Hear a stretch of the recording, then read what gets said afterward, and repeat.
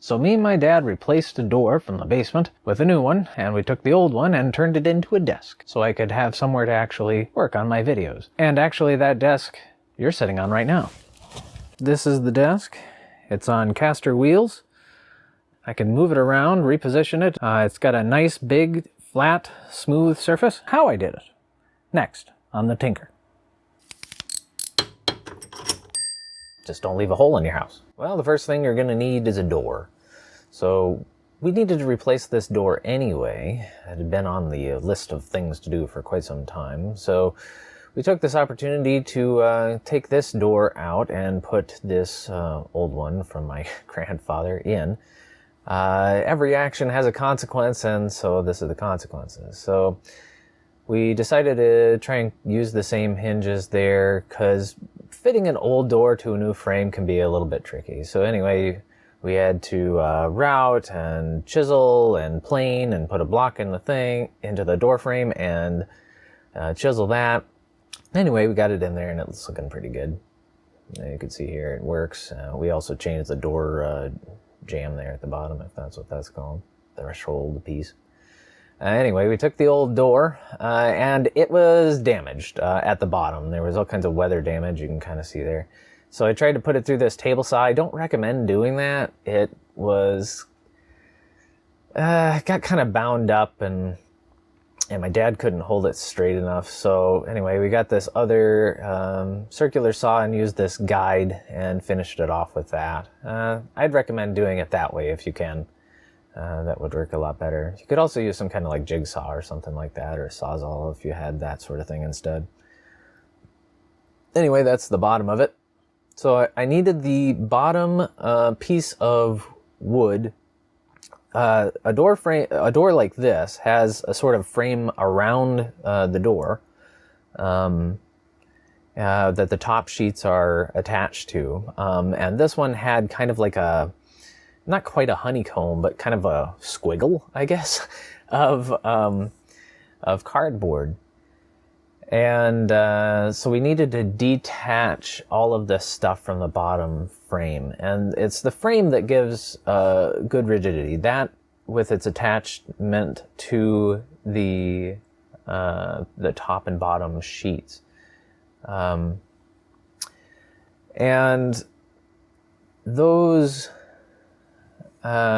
sheets, you know, and the frame give a good amount of strength, but the inside is actually quite thoroughly reinforced with the cardboard there. It actually adds a lot of strength. So if you're concerned about like using this as a desk or a table or something like that, it's not as big of a deal if they have that kind of reinforcement. In fact, IKEA uses that technique in their furniture quite a bit, though they use like a honeycomb and a different sort of paper product.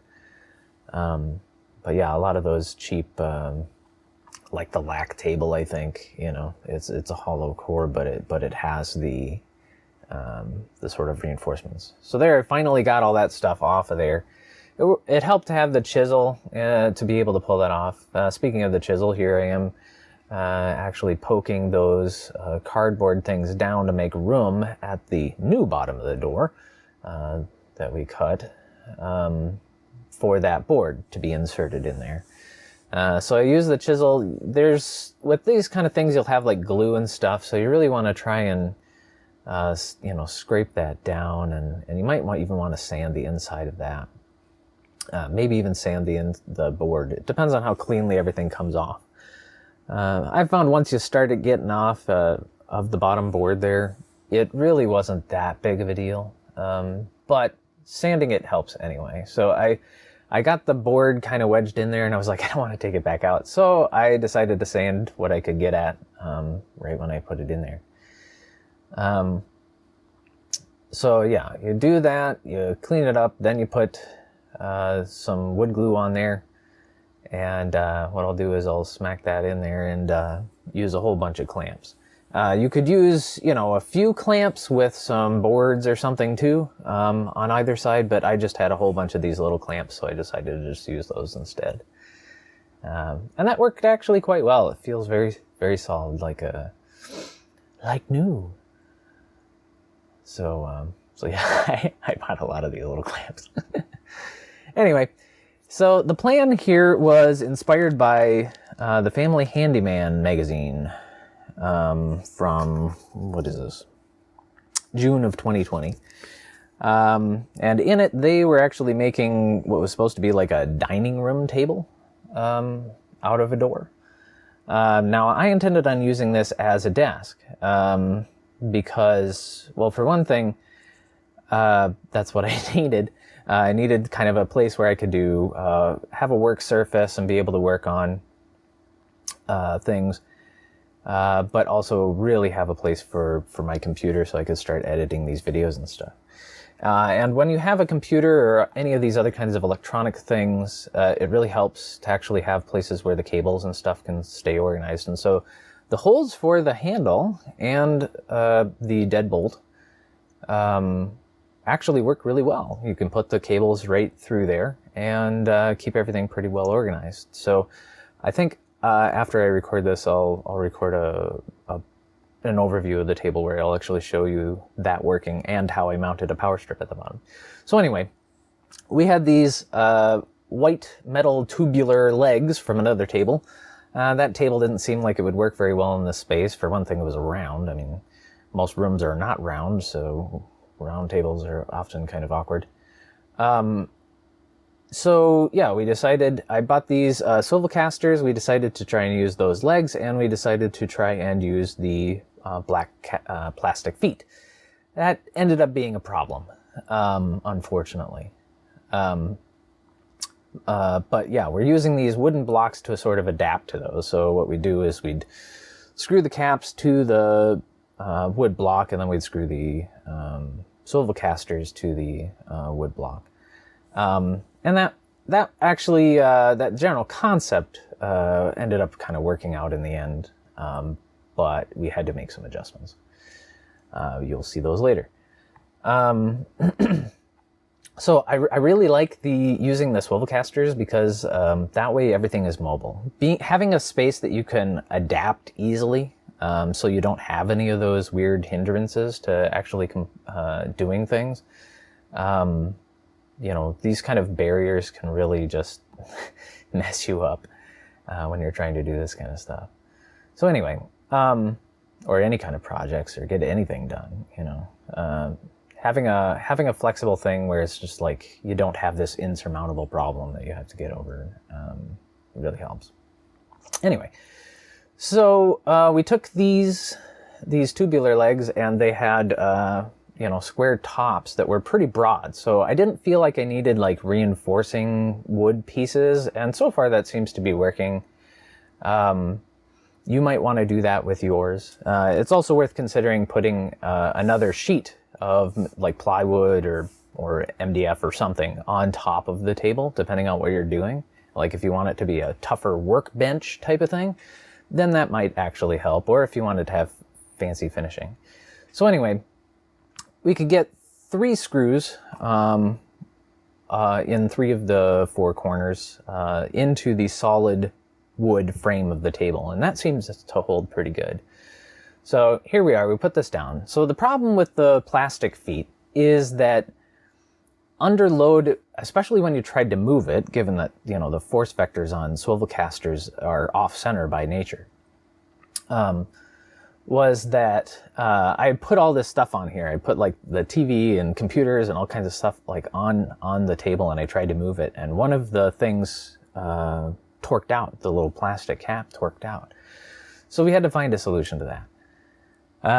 Now, my dad had an idea of taking a couple of wood blocks, cutting them into squares, and then putting them at 45-degree angles and then screwing that to the block. So that's what we're trying here.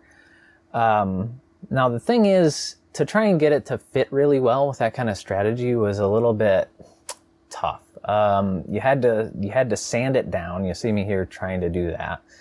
And you could kind of get them to fit, but, you know, when you tried to attach 2 of them, it became more difficult, and I don't know, the whole thing was a little bit wonky. You could try it that way if you want, so I left it in here, but we decided to do it this way instead. So if he found a hole saw, I was like, do you have a hole saw that'll just fit this? And he's like, no, I don't think so. And then he found one anyway. So we got these circular bits, which are kind of the holes of the donut, so to speak, but with a hole saw. And what you do is you could wrap it in the green painter's tape is what we chose, but you could use a variety of tapes until it's fit really nice and snugly in there.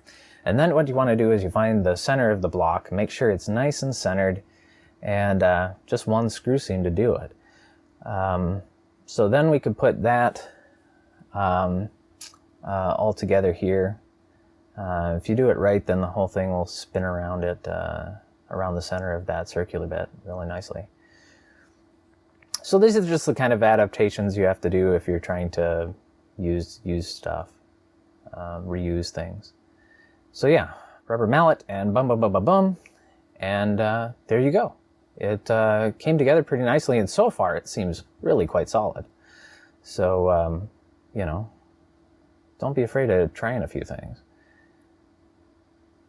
Okay, so there you have it. Let's take a look at the desk. I was able to preserve most of the table, as you saw in the time lapse. I did have to cut the end off, but that's not too bad. It ends up being quite solid, and just sanding the edge here helped a lot. Maybe you could use some tricks like tape when you saw it or something to keep it from fraying so much. I decided to not use the white side on the top, even though that has some benefits, because this was the outside side of the door, and it's kind of dirty, and if I was moving objects along the surface of the table, I was concerned that I would get white paint scraped off all the time, and also white marks on whatever I was moving across. So to take a closer look at these swivel casters, these actually do have locks. I put the locks on the front side. Another thing you might want to be mindful of is the hinge parts, if you're using a used door, of course. So there's multiple things you could do. You could try to shave that down to eliminate them, or just flipping this around. If you have a comparable surface on both sides of the table, you might want to just flip it over so that this side is on the top. Now, after some sanding and stuff, this didn't end up being a problem. Like, I can just rub my hand on there, no big deal, but still. Oh yes, and then